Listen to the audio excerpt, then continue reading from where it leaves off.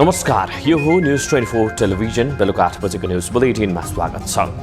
अर्थतन्त्रका सूचकहरू हेर्दा मुलुक अहिले पनि अप्ठ्यारो अवस्थामा छ। महँगी चाक्ली बढेको छ, उपभोग्य वस्तुमा आयातको भर छ। महँगो ब्याज दरको कारण लागत बढेकोले स्वदेशी उत्पादन घट्दै गएको छ। यसको असर सिधै महँगीमा पर्छ। सरकारी निकायहरू मौन हुँदा महँगीको ग्राफ दैनिक बढ्दो छ। मुद्रास्फीति नियन्त्रण गर्न भन्दै राष्ट्र ब्याङ्कले ब्याङ्कहरूलाई ब्याज दर बढाउन सधैँ प्रोत्साहन गर्यो। ब्याङ्कहरूले त्यसको फाइदा उठाउँदै मनोमानी ढङ्गले ब्याज दर बढाइदिएका छन्। ब्याज दर खुला बजारले निर्धारण गर्ने भनिए पनि ब्याङ्कहरूले एक किसिमको सिन्डिकेट मच्चाएका छन्। यस्तो प्रवृत्तिले उद्योग व्यवसायमा मात्रै होइन, आम सर्वसाधारणलाई समेत मार परेको छ। एक वर्ष अघि 9% लिएको कर्जाको ब्याज अहिले 18% तिर्नुपर्ने भएको छ। तरलता सहज हुँदा विभिन्न अफर दिएर प्रवाह गरेको कर्जाको ब्याज अहिले मिटर ब्याजले लिने भन्दा पनि महँगो बनाइएको छ।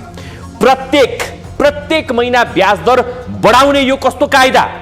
नीतिगत व्यवस्थाको नाउँमा गरिएको ठगी मान्ने कि नमान्ने? तरलता अभाव छ, लगानी गर्न मिल्ने पैसा छैन भनेर ब्याङ्कहरूले भन्दै आएका छन्। तर ब्याङ्कहरूले कमाउने नाफाको ग्राफ भने प्रत्येक वर्ष बढेको बढै छ, जुन ब्याङ्कहरूको नाफामुखी प्रवृत्तिको उपज हो। ब्याङ्कहरूले नाफाको पछाडि दौडिएर आफ्नो सेवाको धर्म बिर्सिएका छन्। केही दिन यता ब्याङ्कहरूको चरम ज्यादती विरुद्ध देशका विभिन्न भागमा प्रदर्शन भइरहेका छन्। सुर्खेतमा व्यवसायीहरू उत्रिए, भैरवामा ब्याज दर वृद्धिको विरोध भयो। विराटनगरका उद्योगी व्यवसायी आन्दोलनको तयारीमा छन्। कोरोना महामारी यता त्यसै पनि नेपाली उद्यमी र व्यवसायी सङ्कटमा छन्। ब्याङ्कहरूको अन्यायपूर्ण क्रियाकलापले व्यवसायीलाई झनै बोझ थपिएको छ। यति बेला राज्यले अभिभावक बनेर सहजीकरण गरिदिनु पर्ने हो, तर ब्याङ्कहरू बेलगाम बनेका छन्। अमेरिकी डलर र पेट्रोलियम पदार्थको मूल्य वृद्धिको चपेटामा मुलुक जटिल मोडमा छ।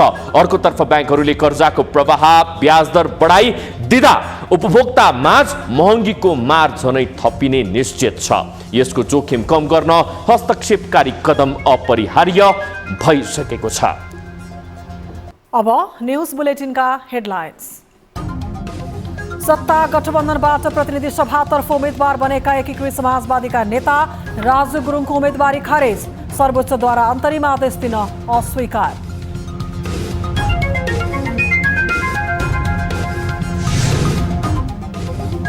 गठबन्धन दलका शीर्ष नेताहरू चुनावी प्रशिक्षणमा व्यस्त। गठबन्धन भित्री अन्तर्घात नगर्न देउबा र दाहालको आग्रह। अहिले प्रतिगमनको जो खतरा छ त्यसलाई परास्त गर्ने पनि हामी मिलेर मात्रै सकिन्छ। प्रदेशमा सरकार निर्माणको विषय पेचिलो बन्दै चुनावसँगै सत्ताको जोड घटाउ सुरु। मुख्यमन्त्रीमा गठबन्धनकै दर्जनौं नेता कन्छे।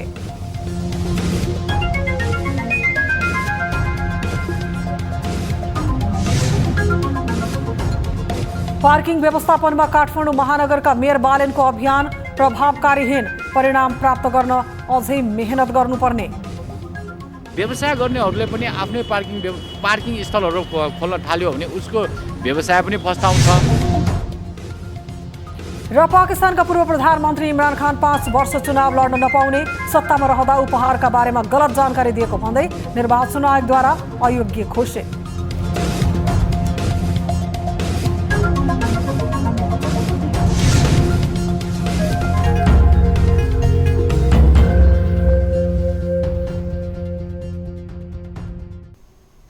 हामी निरन्तर न्यूजमा छौं। सत्ता गठबन्धनबाट प्रतिनिधि सभातर्फ उम्मेद्वार बनेका नेकपा एकीकृत समाजवादीका नेता राजु गुरुङको उम्मेदवारी खारेज भएको छ। गुरुङको रिटमा सुनवाई गर्दै सर्वोच्च अदालतले अन्तरिम आदेश दिन अस्वीकार गरेसँगै उनको उम्मेदवारी खारेज भएको हो। रूपन्देही निर्वाचन क्षेत्र नम्बर 2बाट उम्मेद्वार बनेका गुरुङको नाम कालो सूचीमा रहेको भन्दै जिल्ला निर्वाचन कार्यालयले उम्मेदवारी खारेज गरिदिएपछि गुरुङ सर्वोच्च पुगेका थिए। अन्तरिम आदेशको माग गर्दै सर्वोच्च पुगेका गुरुङ प्रतिनिधि सभामा उम्मेद्वार बन्न अयोग्य रहेको भन्दै उनको उम्मेदवारी खारेज गरिदिएको हो। न्यायाधीश द्वय ईश्वरी प्रसाद खतिवडा र कुमार रेग्मीको संयुक्त इजलासले गुरुङको उम्मेदवारी खारेज गर्ने आयोगको निर्णयलाई सदर गरिदिएको छ। यसअघि असोज 30 गते सर्वोच्चले उनको रिटमा सुनवाई गर्दै अल्पकालीन अन्तरिम आदेश जारी गरेको थियो। यस क्षेत्रबाट नेकपा एमालेका उपाध्यक्ष विष्णु पौडेल चुनावी प्रतिस्पर्धामा छन्। प्रमुख निर्वाचन आयुक्त दिनेश कुमार थपलियाले आचार संहिता उल्लङ्घनबारे स्पष्टीकरण सोध्दा तरङ्ग पैदा भएको बताएका छन्। शुक्रबार प्रदेश 1 मा आयोजित प्रतिनिधि सभा सदस्य र प्रदेश सभा सदस्य निर्वाचन 2079 प्रदेश स्तरीय सञ्चार माध्यम सम्बन्धी अभिमुखीकरण कार्यक्रमलाई सम्बोधन गर्दै उनले यस्तो बताएका हुन्। उनले आगामी 10 दिनमा आयोगले आचार संहिता उल्लङ्घन गर्नेहरूलाई कारबाही गरेको निर्णयले उम्मेद्वारहरूमा भूकम्प जान सक्ने समेत बताएका छन्। आचार संहिता उल्लङ्घन गरेको बारेमा स्पष्टीकरण सोध्नुलाई कारबाहीको प्रक्रिया प्रारम्भको रूपमा मात्रै लिनुपर्ने समेत उनको भनाइ छ। आचार संहिता उल्लङ्घन गरेको उजुरी परेका उम्मेद्वारले तथ्यको आधारमा प्रमाणित गरे मात्रै निर्वाचन आयोगले कारबाही नगर्ने समेत बताएका छन्।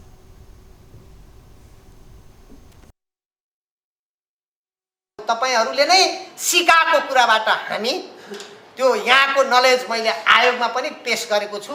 आयोग दृढ छ, अहिले पनि भएको विषय त्यति मात्रै हो। आचार संहिता उल्लङ्घनमा स्पष्टीकरण सोधिँदै यतिको अलिकति चाहिँ यो तरङ्ग आएको छ भने अब 5-7 दिन 8-10 दिन पछिका आयोगका निर्णयले ठुलै भूकम्प आउला कि भन्ने मैले आशंका गरेको छु। प्रमुख निर्वाचन आयुक्त थपलियाले आचार संहिता उल्लङ्घन गर्ने उम्मेद्वारहरूलाई कारबाही गर्न आयोग दृढ रहेको समेत दावी गरेका छन्। नेपाली कांग्रेसका सभापति शेरबहादुर देउवाले सत्ता गठबन्धनलाई जिताउनु अहिलेको आवश्यकता भएको बताएका छन्। 5 दलीय गठबन्धनले शुक्रबार पोखरामा आयोजना गरेको कार्यकर्ता भेलालाई सम्बोधन गर्दै प्रधानमन्त्री समेत रहेका देउवाले यस्तो बताएका हुन्। उनले गठबन्धनमा शङ्का पैदा हुने काम नगर्न नेता तथा कार्यकर्तालाई आग्रह समेत गरेका छन्। गठबन्धन कुनै पनि हालतमा कुनै पनि बहानामा गठबन्धनभित्र शङ्का उपशङ्का पैदा गराउने, गठबन्धनभित्र कुनै पनि आग्रहबाट मुक्त गठबन्धन भएको छ। यसको कारण चाहिँ कुनै पनि मेरो पार्टीको होस्, सबै पार्टीका साथीहरूलाई अनुरोध गर्न चाहन्छु भनेदेखिलाई यो आजको आवश्यकता हो। वामपन्थी र लोकतन्त्रवादी मिलेका छौँ, देशमा ठुल्ठुला परिवर्तन सम्भव भएका छन्। एक्लै हिँड्छु भन्यो भने अनि त्यसपछि दुःख पाएको इतिहास छ। र शान्ति सम्झौता पनि मिलेर मात्रै भएको हो। सङ्घीय लोकतान्त्रिक गणतन्त्र पनि मिलेर मात्रै भएको। अहिले प्रतिगमनको जो खतरा छ त्यसलाई परास्त गर्ने पनि हामी मिलेर मात्रै सकिन्छ। त्यसकारण हामी कसैले पनि इतिहासको यो सत्यलाई नजरअन्दाज नगरौँ।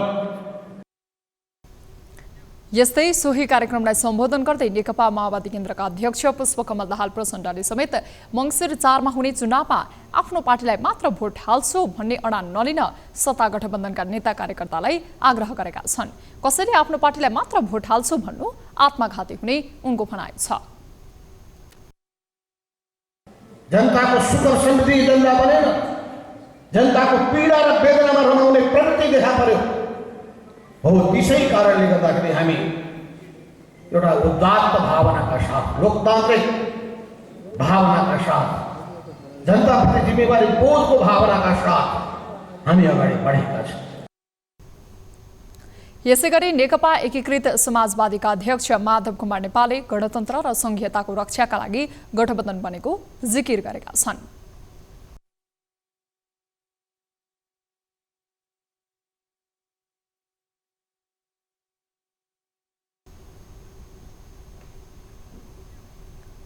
अध्यक्ष नेपालले प्रतिपक्षी नेकपा एमाले प्रतिगामीहरूसँग साँठगाँठ गरिरहेको आरोप समेत लगाएका छन्। निर्वाचन आयोगले आगामी कार्तिक 18 गतेसम्म चुनावी सभाहरू गर्न रोक लगाएपछि प्रशिक्षण कार्यक्रम थालेका सत्ता गठबन्धनले आज नै लुम्बिनी प्रदेशको बुटवलमा पनि कार्यक्रम गरेको छ। बुटवलमा आयोजित प्रशिक्षण कार्यक्रममा बोल्दै नेकपा माओवादी केन्द्रका अध्यक्ष पुष्पकमल दाहाल प्रचण्डले झण्डै 2/3 मत प्राप्त गरेको सरकार प्रमुखबाटै लोकतन्त्र र गणतन्त्र उल्टाउने प्रयास भएको बताए। उनले बहुमत सहितको सरकारको नेतृत्व गर्नेबाट नै 17 साल दोहोर्याउने प्रपञ्च भएपछि त्यस विरुद्ध गठबन्धन बनाउनु परेको बताए। पार्टी भित्रैबाट भ्रष्टाचार मौलाएपछि त्यसको विरुद्ध आवाज उठाउँदा जनताको सार्वभौम अधिकार रहेको संसद नै भङ्ग गरिएको बताउँदै दाहालले पार्टीभित्र अल्पमतमा रहेका र पार्टीले कारबाही गरेका व्यक्तिले जनताको सार्वभौम संसद विघटन गरेको बताएका छन्। देशलाई निरङ्कुशता र अराजकताको भुमरीमा हाल्ने, प्रतिगमनतिर लाने नै कदम थियो र त्यो परिस्थितिमा 2/3 सरकार पार्टीभित्र चलिरहेको बहसको बीचबाट हामीले त्यो प्रतिगमनलाई परास्त गर्नुपर्छ भनेर धेरै मेहनत गरेर धेरै चक्र छलफल गरेर यो गठबन्धन निर्माण गरिएको हो। शान्ति सम्झौता भएकै दिनमा कङ्ग्रेसका तत्कालीन सभापति गिरिजा प्रसाद कोइराला र आफूले एक आपसका चुनाव चिन्हमा मत दिने सुरुवात गरेको पनि दाहालको भनाइ थियो। जुन दिन शान्ति सम्झौता भयो उसै दिन कोइरालाले हसिया हतौडामा र आफूले रुखमा मत दिने सहमति गरेको समेत बताएका छन्। दिवंगत गिरिजा प्रसाद कोइरालाले र तत्कालीन नेकपा माओवादीको तर्फबाट मैले जुन दिन हस्ताक्षर गरेर देशमा शान्तिको नयाँ युग, परिवर्तनको नयाँ युग, गणतन्त्रको नयाँ युग सुरु गरियो, त्यही दिन मैले भन्ने गरेको छु मैले रुखमा छाप लगाएको हो, त्यही दिन रुखमा छाप लगाएको हो र गिरिजा बाबुले त्यही दिन हँसी हथौडामा छाप लगाएको हो। यो तथ्यलाई हामी सबैले गहिरो गरी आत्मसात गर्न जरुरी छ। उनले गठबन्धन सजिलै नबनेको जिकिर गर्दै संविधान उल्ट्याउने र गणतन्त्र उल्ट्याउने षड्यन्त्र तत्कालका लागि विफल भएको दावी गरेका छन्। उनले संविधानको रक्षा, गणतन्त्रको रक्षा र समावेशी समानुपातिक संघीय प्रणालीको रक्षाका लागि गठबन्धन बनाइएको दावी पनि गरेका छन्। नेकपा एमालेबाट सुनसरी निर्वाचन क्षेत्र नम्बर 3 बाट उम्मेद्वार बनेकी भगवती चौधरीले निर्वाचनको संघारमा गोली चलाउने भन्दै धम्कीपूर्ण अभिव्यक्ति दिएकी छन्। निर्वाचनमा धाँधली भएमा गोली चलाउँछौ भन्दै उनले गम्भीर अभिव्यक्ति दिएकी छन्। एमाले उम्मेद्वार चौधरीले बिहिबार इटहरी 14 मा आयोजित चुनावी भेटघाटलाई सम्बोधन गर्दै अघिल्लो निर्वाचनमा धाँधली भएको दावी गर्दै फेरि पनि निर्वाचनमा धाँधली भए पहिलो फायरिङ आफूले खोल्ने भन्दै धम्की दिइन्। यदि साँच्चीकै मानेमा त्यहाँ धाँधली र गलत प्रक्रियाहरू, दुष्प्रयासहरू भयो भने त्यस दुष्प्रयासलाई तोड्नको लागि पहिलो फायरिङ मैले नै गर्छु। पहिलो छोरा घोप्नु पर्यो कि त्यसलाई गर्नु पर्यो कि त्यसपछि म त्यसरी चाहिँ हाम्रा कार्यकर्ताहरू पनि त्यसरी। चौधरीको यस्तो अभिव्यक्ति निर्वाचन आचार संहिता विपरीत र आपराधिक सोचलाई प्रश्रय दिएको सुनसरीका प्रमुख जिल्ला अधिकारी इन्द्रदेव यादवले बताएका छन्। यादवले यस विषयमा निर्वाचन आयोगका पदाधिकारीसँग छलफल गरेर आवश्यक निर्णय लिने जानकारी पनि दिएका छन्। सुनसरी क्षेत्र नम्बर 3 मा नेकपा एमालेबाट चौधरी र सत्ता गठबन्धनको तर्फबाट नेपाली कांग्रेसका विजय कुमार गच्छदार बीच प्रतिनिधि सभा सदस्यका लागि पुनः प्रतिस्पर्धा हुँदैछ। हामी निरन्तर न्युजमा छौं। आजभन्दा 20 वर्ष अघि 2059 साल जेठ 8 गते राति तत्कालीन प्रधानमन्त्री शेरबहादुर देउवाले संसद विघटन गरेका थिए। पार्टीभित्रका अर्को पक्षलाई तह लगाउन भन्दै देउवाले संसद विघटन गरेका थिए। देउवाले संसद विघटन गरेर निर्वाचन घोषणा गरे पनि निर्वाचन भएन र सत्ता पूर्व राजा ज्ञानेन्द्रको हातमा पुग्यो। देउवाले जस्तै तत्कालीन प्रधानमन्त्री एमाले अध्यक्ष केपी शर्मा ओलीले पनि 2077 पुस 5 गते र 2078 जेठ 8 गते गरी दुई पटक संसद विघटन गरे। तत्कालीन प्रधानमन्त्री ओलीको संसद विघटनलाई सत्ता गठबन्धन दलहरूले प्रतिगमन बताइरहेका छन्। मङ्सिर 4 मा हुने प्रतिनिधि सभा र प्रदेश सभा सदस्य पदको निर्वाचनमा पनि गठबन्धन कायमै राखेका उनीहरूले आफूहरूको गठबन्धनलाई प्रतिगमन विरुद्धको गठबन्धन भनी चुनावी मसला बनाइरहेका छन्। एक रिपोर्ट।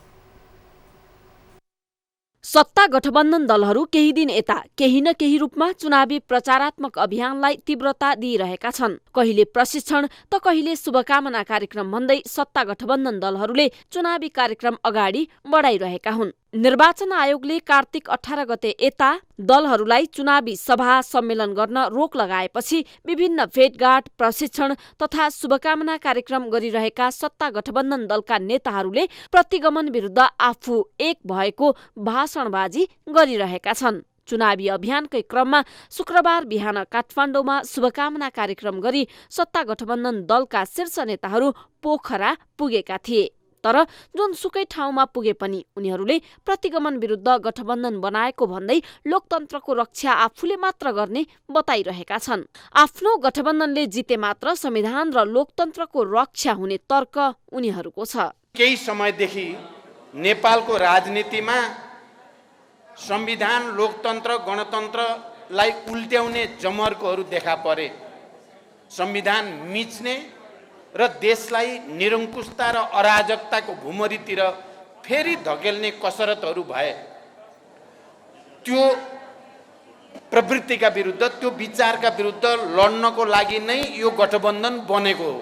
माओवादी केन्द्रका अध्यक्ष दाहालले जस्तै गठबन्धनका अन्य नेताहरूले पनि लोकतन्त्रको रक्षा आफूले मात्र गरिरहेको दलिल पेश गरिरहेका छन्। गठबन्धन बनाएर संविधानको रक्षा नगरेको भए नेपालमा लोकतन्त्र नै समाप्त हुने स्थिति रहेको गठबन्धनका अर्का नेता नेकपा एकीकृत समाजवादीका महासचिव बेदुराम भुसाल बताउँछन्। गठबन्धनमा सामेल भएका थियौँ र त्यही प्रतिगामी कदमहरूलाई असफल पार्ने काममा हामी सक्रिय भएर लागेका थियौँ र असफल पनि पारेका थियौँ र जोगाएका थियौँ। यो प्रश्न जनताको बिचमा प्रश्न गर्नुपर्ने आवश्यकता छ। यदि हामीले यो गठबन्धन बनाएर संविधानको रक्षा गरेका हुने थिएनौँ भने लोकतन्त्र समाप्त हुने थियो र आज यो चुनाव नै हुने थिएन। प्रधानमन्त्री एवं कांग्रेस सभापति शेरबहादुर देउबा हुन् वा माओवादी केन्द्रका अध्यक्ष दाहाल अथवा एकीकृत समाजवादीका अध्यक्ष माधव कुमार नेपाल सबैले प्रतिगमन विरुद्ध गठबन्धन बनेको भन्दै आफूहरूले जित्नै पर्ने रटान लगाइरहेका छन्। अझ आफ्नो गठबन्धनले नजितेमा देशमा राजनैतिक स्थायित्व र समृद्धि समेत सम्भव नभएको समेत उनीहरूले बताइरहेका छन्। राजनीतिक स्थिरता संविधानको कार्यान्वयनको लागि गठबन्धनले जित्नै पर्ने उनीहरूको तर्क छ। संविधान जोगाउनको लागि हामी चाहिँ अहिले निर्वाचनमा पनि गठबन्धनबाट नै हाम्रो चाहिँ उम्मेदवारहरू दिएर तपाईहरुको मत प्राप्त गर्नुको लागि हामी चाहिँ त्यसमा चाहिँ लागिरहेका छौँ। हिजो संघीय लोकतान्त्रिक गणतन्त्र निम्ति लडेका लागेका हाम्रा कतिपय साथीहरूको मतिभ्रष्ट भएर भनौँ, विभिन्न शक्तिहरूको चलखेलको कारणले भनौँ, फेरि त्यो संघीय लोकतान्त्रिक गणतन्त्रलाई धराशायी पार्ने खालका कामहरू भए।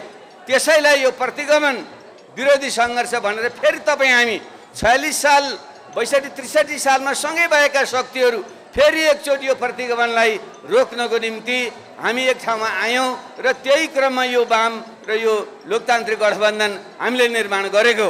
राजनीतिक तथा वैचारिक दृष्टिकोणबाट उत्तर र दक्षिणी ध्रुवका दलहरू यति बेला हातमा हात मिलाएर हिँडिरहेका छन्। राजनीतिक दलका अराजनैतिक गतिविधिबाट वाक्क दिक्क भएका आम नागरिकले मङ्सिर 4 को चुनावमा कसलाई जिताउँछन् निश्चित छैन। तर सत्ता गठबन्धनका नेताहरू भने मङ्सिर 4 पछि पनि यही गठबन्धनको सरकार बन्ने भन्दै होमा हो मिलाउँदै कुदिरहेका छन्। न्यूज 24 टेलिभिजनका लागि राजनीतिक ब्युरो। संस्कृति पर्यटन तथा नागरिक उड्डयन मन्त्री जीवनराम श्रेष्ठलाई कारबाहीको माग गर्दै निर्वाचन आयोगमा उजुरी परेको छ। व्यापारीबाट प्रभावित भएर मन्त्री श्रेष्ठले प्रतिबन्धित मदिराको आयात निर्वाचन अघि नै खुलाउन लागि परेको भन्दै उपभोक्ता हित संरक्षण मञ्च नेपालले आयोगमा उजुरी दर्ता गराएको हो। निर्वाचनको संघारमा आफै उम्मेद्वार र मन्त्री जस्तो पदमा रहेको व्यक्तिले व्यापारीलाई लाभ पुग्ने गरी मदिराको आयात खोल्न लाग्नु निर्वाचन कसुर ऐनको बर्खिलाप भएको मञ्चले दिएको उजुरीमा उल्लेख छ। प्रतिबन्धित वस्तुको आयात निर्यातको अनुमति र निर्णय गर्ने निकाय उद्योग वाणिज्य तथा आपूर्ति मन्त्रालय रहेको भन्दै मन्त्री श्रेष्ठले नेपाल सरकार कार्यविभाजन नियमावली विपरीत भएको पनि मञ्चको आरोप छ। न्युजहरू अझै बाँकी छन्, अब पालो ब्रेकको।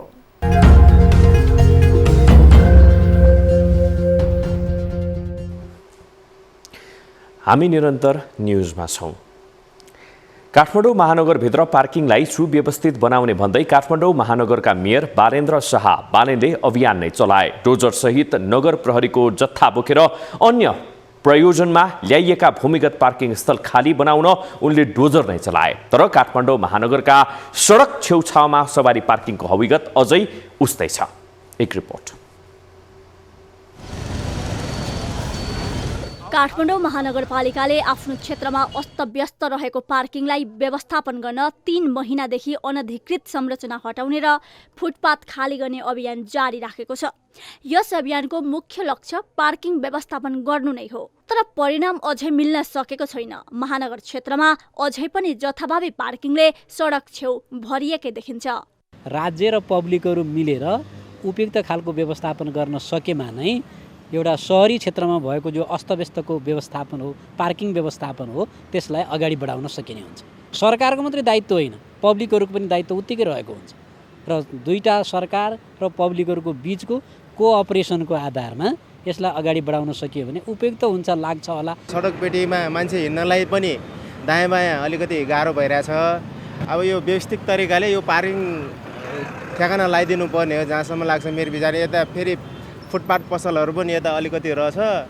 अनि यो जुन पहिला अलि राम्रो भएको थियो, अहिले फेरि पार्किङ एरिया धेरै भइरहेछ कि यसमा, त्यस कारणले गर्दाखेरि अलि छिटो बुझिरहेको छैन। पछिल्लो 3 महिनामा महानगरभित्रका केही पार्किङ प्रयोजनका ठाउँहरू खाली गरिएका छन् र अनधिकृत संरचना हटाइएका पनि छन्। फुटपाथ व्यवसाय समेत हटाइएका छन्, तर अभियानको उपलब्धि अधुरो नै छ। फुटपाथ पनि ठुलै छ यो, र यो बाइक राख्नलाई, पार्किङ गर्नलाई यसले राम्रै स्पेस दिन्छ जस्तो लाग्छ। त्यस कारण यहाँ एउटा बार जस्तो बनाएर पार्किङको लागि नै भन्ने हिसाबले राख्यो भने मलाई लाग्छ सुविधा पनि हुन्छ र मान्छे हिँड्नलाई पनि सहज पनि हुन्छ। बाइक स्कुटर राख्दा हाल्न गाह्रो हुन्छ, यसको लागि होइन अब कतै राम्रो व्यवस्था गर्दै हुन्थ्यो भन्ने उ छ। अझै पनि पार्किङको अस्तव्यस्त अवस्थाका विषयमा के भन्छ त महानगर? व्यवसाय गर्नेहरूले पनि आफ्नै पार्किङ स्थलहरू खोल्न थाल्यो भने उसको व्यवसाय पनि फस्टाउँछ र नेपाल सरकारको पनि दायित्व रहन्छ पक्कै पनि ती सार्वजनिक ठाउँहरूमा अब हामी पनि पार्किङहरू बनाउने, भर्टिकल पार्किङहरू बनाउने भनेर लागि नपराए होइन, लाग्छौँ। र यो समयको लागि चाहिँ हामी पनि सचेत हुनुपर्ने भएको कारणले गर्दाखेरि यो व्यवस्थापनमा केही समय लाग्छ, तर हामी गर्छौँ। महानगरको यो जवाफबाट पनि बुझ्न सकिन्छ कि पार्किङ व्यवस्थापनमा अझै थुप्रै चुनौती छन्। यसको व्यवस्थापनमा निकै पापड बेल्नुपर्नेछ, तर इच्छा शक्तिलाई बढाउँदै यसको व्यवस्थापनमा सूक्ष्म अध्ययन, गहन विश्लेषण सहित उचित प्रविधि उपायलाई अभ्यासमा ल्याउन सके असम्भव भने पक्कै छैन। यसतर्फ महानगरले जति सक्दो चाँडो परिणाममुखी कदम चाल्नु आवश्यक देखिन्छ। काठमाडौँ महानगरपालिकाले विगत 2-3 महिना अगाडिदेखि बनेका संरचनाहरूलाई हटाएर पार्किङको व्यवस्थापन गर्ने योजना बनाएको थियो, तर कतिपय ठाउँमा भने अहिलेसम्म पनि पार्किङको व्यवस्थापन राम्रो नभएको पाइएको छ। न्युज 24 टेलिभिजनका लागि क्यामेरामा कान्छा डङ्गोलका साथ टिभी जर्नलिस्ट ज्योत्स्ना घिमिरे, काठमाडौँ। काठमाडौँ महानगरपालिकाले बाबुआमा गुमाएका बालबालिकालाई मासिक वृत्ति दिने प्रक्रिया अगाडि बढाएको छ। काठमाडौँ महानगरपालिका सामाजिक विकास विभागले आज सूचना निकालेर त्यस्ता बालबालिका वा संरक्षकलाई वडा कार्यालयमा आवेदन दिन अनुरोध गरेको हो। महानगरले महानगरभित्र स्थायी ठेगाना भएका आमा र बुबा दुवै गुमाएका बालबालिकाको शिक्षा, स्वास्थ्य र पोषणको सुनिश्चितता गरी सामाजिक संरक्षण गर्ने उद्देश्यले बाबु र आमा दुवैको मृत्यु भएका वा दुवैको संरक्षण र रेखदेखबाट वञ्चित भई अरूको संरक्षणमा रहेका बालबालिकाको शिक्षा, स्वास्थ्य र पोषणका लागि मासिक वृत्ति प्रदान गर्ने जनाएको छ। महानगरपालिकामा बसोबास गर्ने बाबुआमा विहीन बालबालिका वा निजको संरक्षक वा स्याहार सुसार गर्ने व्यक्तिले आफू बसोबास गरेको वडा कार्यालयमा 30 दिनभित्र आवेदन दिन सूचना प्रकाशित गरेको हो। वडा कार्यालयलाई सिफारिसका लागि बालबालिकाको संरक्षक वा स्याहार सुसार गर्ने व्यक्तिहरूबाट निवेदन प्राप्त हुन आएमा जन्म दर्ता प्रमाणपत्रको प्रतिलिपि, आमा र बाबु दुवैको मृत्यु दर्ता प्रमाणपत्रको प्रतिलिपि वा बाबु वा आमा दुवै बेपत्ता भएको वा दुवैको संरक्षण र रेखदेखबाट वञ्चितीकरणमा परेको प्रमाणित कागजात, विद्यालय भर्ना भई नियमित विद्यालय जाने गरेको भनी विद्यालयले दिएको सिफारिस पत्र, संरक्षकको नागरिकता प्रमाणपत्रको प्रतिलिपि जस्ता कागजातका आधारमा दिनुपर्ने उल्लेख छ।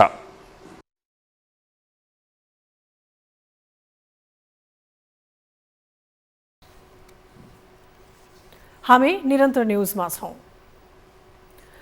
चुनावसँगै सत्ताको जोडघटाउ सुरु भइसकेको छ। संहितालाई कार्यान्वयन गर्ने र संघीय शासन प्रणालीलाई बलियो बनाउने भन्दै बनेको प्रदेशमा सरकार निर्माणको विषय पेचिलो नै बन्ने गर्छ। प्रदेशको नेतृत्व कसले लिने, को बन्ने मुख्यमन्त्री, यो निर्वाचनको नतिजापछि नै तय हुने भए पनि उम्मेदवार बनेदेखि नै मुख्यमन्त्रीका दावेदारबारे चर्चा र छलफल भइरहेका छन्। प्रादेशिक सरकारको नेतृत्वमा कुन दलका को नेता आकांक्षी छन्? एक रिपोर्ट।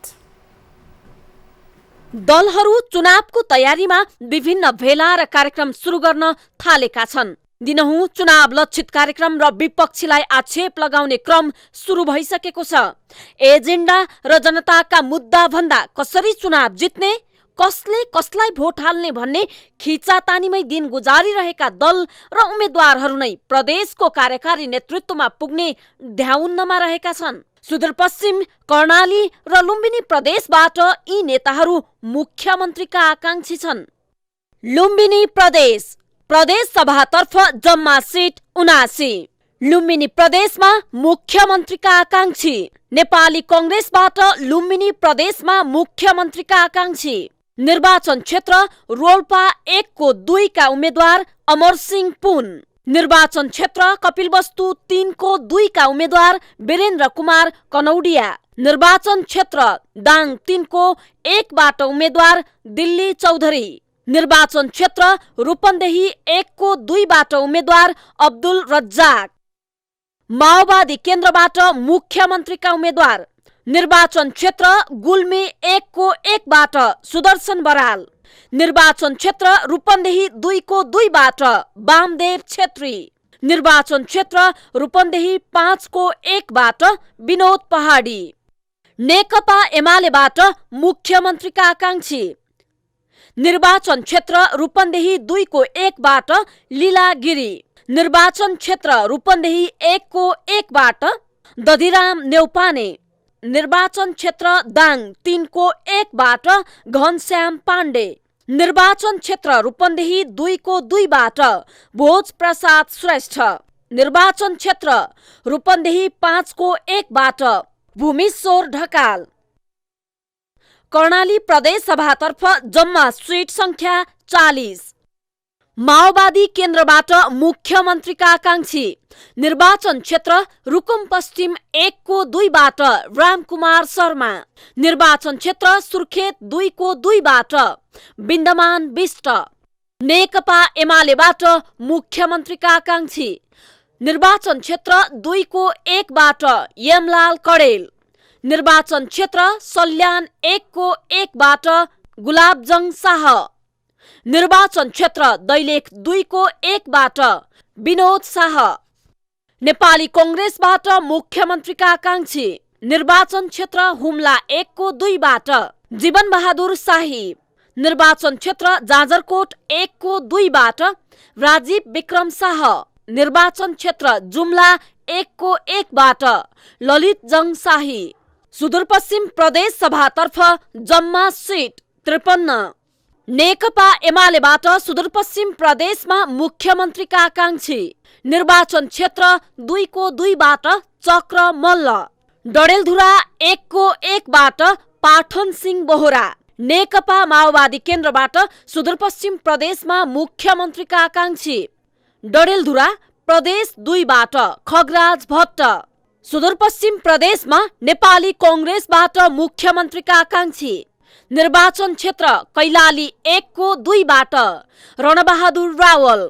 निर्वाचन क्षेत्र डडेलधुरा प्रदेश 2 बाट गोविन्द बोहरा। निर्वाचन क्षेत्र कञ्चनपुर 2 को 2 बाट बहादुर सिंह थापा। नेकपा एकीकृत समाजवादीबाट सुदूरपश्चिम प्रदेशमा मुख्यमन्त्रीका आकांक्षी। निर्वाचन क्षेत्र कैलाली 4 को 2 बाट दीर्घबहादुर सोडारी। मुख्यमन्त्रीको भावी उम्मेद्वारको घोषणा नै नगरी निर्वाचनमा होमिएका दलहरूबाट यी व्यक्तिहरू आकांक्षीको रूपमा हेरिएका छन्। चुनावको परिणामपछि धेरै विषयले निर्क्योल हुने भएकाले पनि मुख्यमन्त्री को बन्ला भन्ने जनतामा चासो बढ्नु स्वाभाविक पनि हो। न्युज 24 टेलिभिजनका लागि राजनीतिक ब्युरो। राजमार्ग तथा विभिन्न ठाउँमा सडक दुर्घटनाहरू अत्यधिक हुने गरेका छन्। यस्ता दुर्घटना तथा प्राकृतिक विपत्तिबाट सुरक्षित रहन भन्दै मकवानपुरको हेटौडामा आत्मरक्षा तालिम दिएको छ।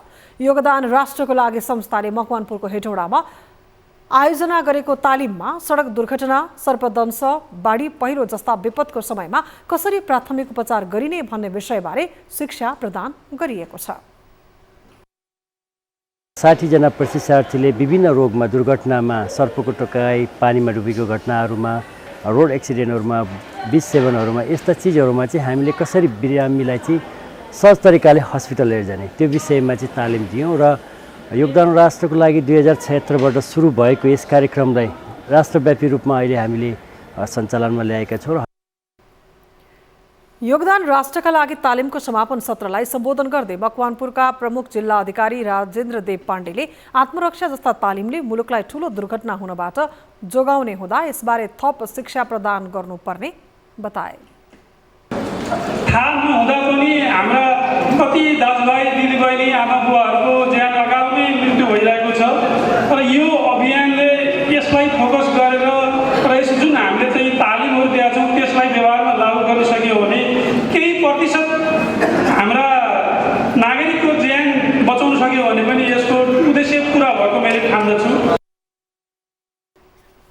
निशुल्क प्राथमिक उपचारलाई अभियानकै रूपमा विस्तार गर्दै 77वटा जिल्लामा 40,000 भन्दा बढीलाई निशुल्क रूपमा प्राथमिक उपचार तालिम दिइसकेका युवा सामाजिक अभियन्ता उप्रेतीको एकल प्रयासमा सुरु भएको यो अभियानले हाल राष्ट्रिय रूपमा आफूलाई संस्थागत र लोकप्रिय रूपमा स्थापित गरेको छ। नेपालमा तरलताको अवस्था सृजना भएको भन्दै ब्याङ्क तथा वित्तीय संस्थाहरूले कर्जा लगानी रोकेको 2 वर्षभन्दा बढी हुनुका साथै कर्जाको समेत ब्याज दर बढाउन थालेपछि बर्दियाका साना व्यवसायी महिलाहरू समूहप्रति आकर्षित हुन थालेका छन्। चर्को ब्याज दर र सहज पहुँच नभएका कारण ब्याङ्क तथा वित्तीय संस्थाले आफूलाई कर्जा लिनका लागि असहज बनाएको भएरै गाउँघरमा नै गठन भएका समूहहरूबाट कर्जा लिएर व्यापार व्यवसाय सञ्चालन गरिरहेको महिलाहरूले बताएका छन्। हामीले बचत गरेको पैसा समय जतिखेर पनि लिन पाछौँ, त्यही पैसाले हामीले व्यवसायमा लगानी लगाउन पाछौँ। त्यसपछि अहिले कर्जा रोकाएको बेला अहिले हामीले समूहले सहयोग गरेछ। अब जस्तै अन्य सङ्घ संस्थाबाट हामीलाई ब्याङ्कहरूबाट लोन निकाल्न पनि गाह्रो हुन्छ, विश्वास पनि गर्नुहुन्न, झट्ट लोन पनि दिनुहुन्न। अब उहाँहरूले दिनुभएको छ हामीलाई समूह, त्यही हामीले समूहमा कसरी परिचालन गर्ने, कसरी व्यवसाय गर्ने भनेर सुचारू गरिरहेका छौँ। पछिल्लो समय बर्दियाको गुलरिया नगरपालिका र बढैया ताल गाउँपालिकामा दलित महिला सङ्घले पैरवीका साथै महिलाहरूको आय स्तर बढाउनका लागि पनि काम गरिरहेको छ। दलित महिला सङ्घ बर्दियाले ब्याङ्क तथा वित्तीय संस्थाहरूले अप्रत्याशित रूपमा ब्याज दर वृद्धि गरिरहेको समयमा यति बेला ब्याङ्कहरूमा 18% ब्याज पुगेको कारण गाउँका समूहले नै 10 देखि 12% लगानी गरिरहेको बताएका छन्। अब बिजनेस न्यूज।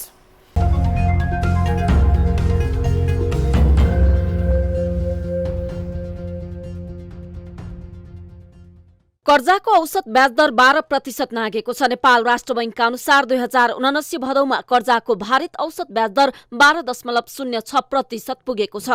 2078 भदौमा कर्जाको भारित औसत ब्याज दर 8.57% रहेको थियो।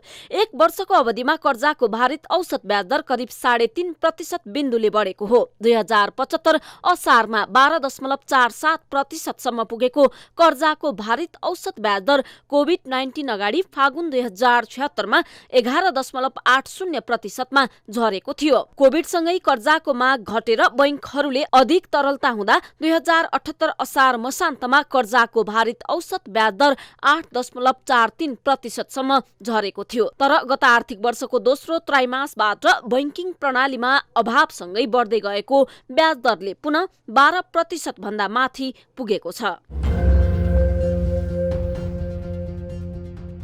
असोज महिनामा वाणिज्य बैंकहरूमा 61 अर्ब रुपैयाँ निक्षेप थपिएको छ।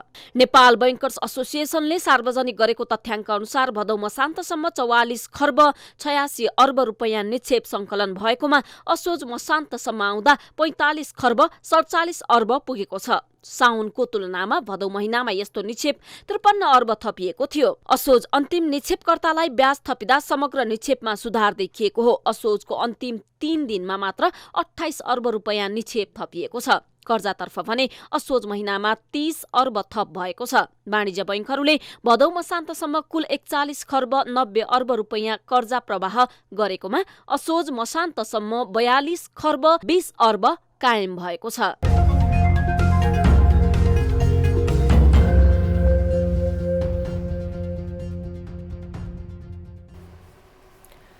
न्युजहरू अझै बाँकी छन्, अब पालो ब्रेकको।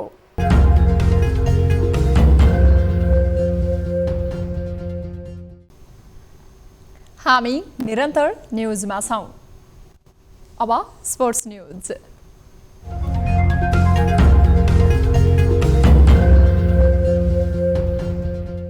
काठमाडौँमा कार्तिक 13 गतेदेखि हुने प्राइम मिनिस्टर कप 1 दिवसीय क्रिकेटको खेल तालिका सार्वजनिक भएको छ। नेपाल क्रिकेट संघ क्यानका अनुसार प्रतियोगितामा 7 प्रदेश र 3 विभागीय टिमको सहभागिता रहनेछ। समूह ए मा Nepal APF club, Tribhuvan army club, Karnali प्रदेश, गण्डकी प्रदेश र सुदूरपश्चिम प्रदेश छन्। यस्तै समूह बी मा नेपाल पुलिस क्लब, बागमती प्रदेश, लुम्बिनी प्रदेश, मध्य प्रदेश र प्रदेश 1 रहेका छन्। हरेक समूहका शीर्ष 2 टिम सेमिफाइनलमा पुग्नेछन्। त्रिवी क्रिकेट मैदान कीर्तिपुर र मुलपानी क्रिकेट मैदानमा गरेर दैनिक 2 खेल हुने क्यानले जनाएको छ। फाइनल खेल 26 कार्तिकमा हुनेछ। पहिलो दिन एपीएफ र आर्मी बीच कीर्तिपुरमा तथा मुलपानी मैदानमा पुलिस र बागमती बीच खेल हुनेछ। चितवनको भरतपुर फुटबल क्लबले भारतको उत्तराखण्डमा आयोजना हुने अल इन्डिया फुटबल प्रतियोगितामा सहभागिता जनाउने भएको छ। फ्रेन्ड्स क्लब बागेश्वरी उत्तराखण्डले आयोजना गर्ने प्रतियोगिता अक्टोबर 30 देखि 13 अक्टोबरसम्म हुनेछ। प्रतियोगिताको विजेताले 1 लाख भारू र उपविजेताले 50,000 भारू पाउनेछन्। भरतपुरका टिम म्यानेजर तथा प्रशिक्षक ध्रुव भुसालले फुटबल टुर र फुटबल कल्चर आदान प्रदानका लागि यो भ्रमण गरिन लागि जानकारी दिएका छन्।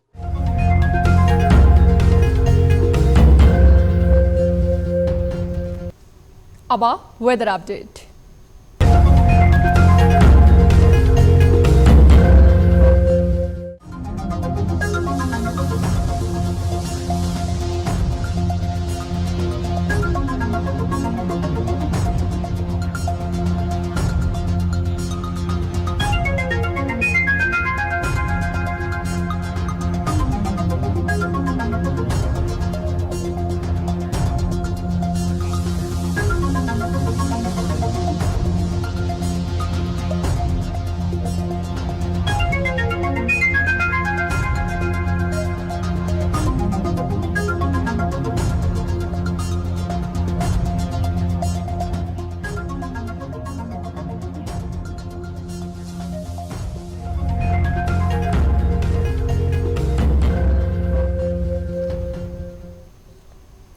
अब न्यूज बुलेटिनको अन्त्यमा पुनः हेडलाइन्स। सत्ता गठबन्धनबाट प्रतिनिधि सभातर्फ उम्मेद्वार बनेका एकीकृत समाजवादीका नेता राजु गुरुङको उम्मेदवारी खारेज। सर्वोच्चद्वारा अन्तरिम आदेश दिन अस्वीकार।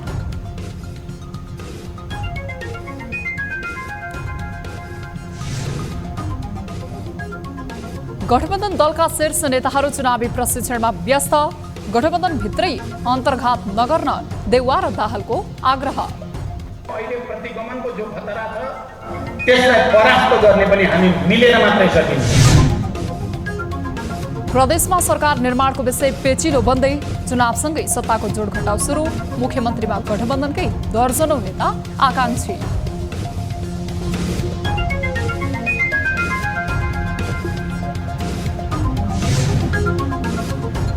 पार्किङ व्यवस्थापनमा काठमाडौँ महानगरका मेयर बालेनको अभियान प्रभावकारीहीन। परिणाम प्राप्त गर्न अझै मेहनत गर्नुपर्ने महानगरवासीको सुझाव। व्यवसाय गर्नेहरूले पनि आफ्नै पार्किङ स्थलहरू खोल्न थाल्यो भने उसको व्यवसाय पनि फस्टाउँछ। र पाकिस्तानका पूर्व प्रधानमन्त्री इमरान खान 5 वर्ष चुनाव लड्न नपाउने। सत्तामा रहँदा उपहारको बारेमा गलत जानकारी दिएको भन्दै निर्वाचन आयोगद्वारा अयोग्य घोषित।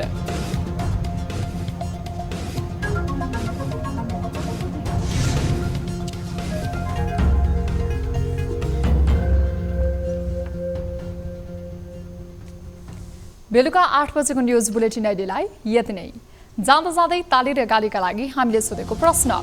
निर्वाचन आयोगले नेकपा एसका अध्यक्ष माधव कुमार नेपाल विरुद्ध कारबाही गर्न नेपाल प्रहरीलाई पत्र लेखेको छ। प्रहरीले अध्यक्ष नेपाललाई कारबाही गर्ने हिम्मत देखाउँछ भन्नेले तालीमा र देखाउँदैन भन्नेले गालीमा।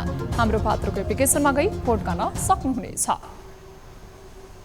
थप न्युजका लागि हाम्रो वेबसाइट www.news24nepal.com हेर्नुहोला। साथै हामीलाई फेसबुक, ट्विटर र युट्युबमा पनि फलो गर्न सक्नुहुनेछ। यस्तै मोबाइल, भाइबर, इमेलबाट 25 डेस्कमा समस्या र गुनासो गर्न सक्नुहुनेछ। अहिलेलाई बिदा दिनुहोस्। हामी निरन्तर न्युजमा छौँ। नमस्ते।